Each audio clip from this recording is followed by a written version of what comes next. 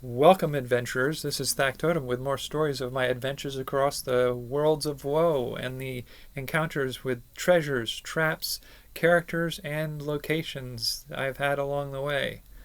Starting with the Mesozoa Valley, a giant crater with concentric rings of land and inland sea, at the heart of which is a temple palace, home to the Dark Lady Ichtissa, an evolved Saurianoid who survived the end of the Saurian dominance by the misfortune of being petrified by a proto-basilisk. Upon her revival of her from her frozen state, she was disgusted to discover the rise and dominance of the filthy mammals. She sought to bring back the Saurian and used magics and artifacts from forgotten history, and in the process hoped to eliminate all the filthy mammals from the world. She partially succeeded in her region of eliminating all the intelligent and higher mammals, but she also failed in the sense that the saurians that she brought back were lumbering reptilian-like beasts, none of the bright feathers or brilliant minds of inventors and magicians of her time.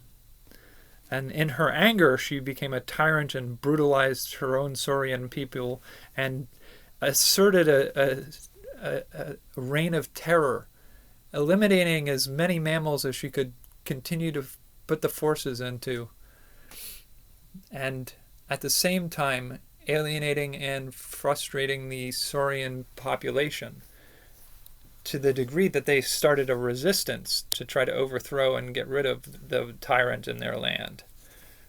And those Saurian populations are walking dinosaurs of the land with the intelligence of intelligent beings and the ability to use magics to summon familiars, oftentimes taking the form of mammals emerging from the mist.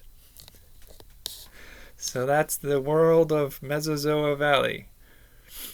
And the character you might find maybe visiting that realm is Kylor the Dusk Elf. A legend is told of him in many a domain about an elf who can travel between domains due to an assortment of trinkets that serve as keys to other realms. He takes great joy in raiding, vandalizing, and otherwise disrupting the plans and systems of power of the various domains and their leaders. He can sometimes be found in taverns, belting out drinking songs and recounting his adventures in thwarting and frustrating the lords and ladies of the realms. There's a trap that I've encountered in my adventures, a metal floor with arcane symbols cut out in holes in the floor. Halfway across this chamber was a tripwire that, when tripped, would release two streams of glowing liquid beneath the floor, and when these liquids touched and combined in the middle of the floor, a bright, sickly light swarmed through all the holes and branded those symbols onto the flesh of anybody standing over any of the holes. And those brands are like magical tattoos that bestow a curse on anybody bearing those brands. A different curse for each symbol branded into the flesh of whoever happens to catch one, or more. And the magic item that I encountered in some of my adventures that I'll talk about today is the Circlet of Goodness, a golden hoop that is larger usually than the head of the person wearing it, and hangs slightly above and around the person's head. It purifies the being wearing it. Any being wearing it finds their motivations shifting to the good alignment.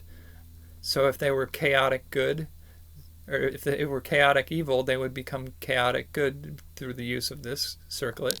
If they were lawful evil, they might find themselves becoming lawful good.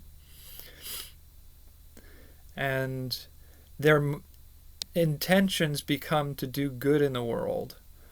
But the circlet can be applied to any creature, but if it's applied to an intelligent being, the character will desire to keep it, and over time may make the changes to their alignment permanent as they grow as a character and develop in levels or advance. So those are the ideas this time around that I've encountered in my journeys. I will catch you on Saturday for more about Avra. Until then, have a spectacular evening.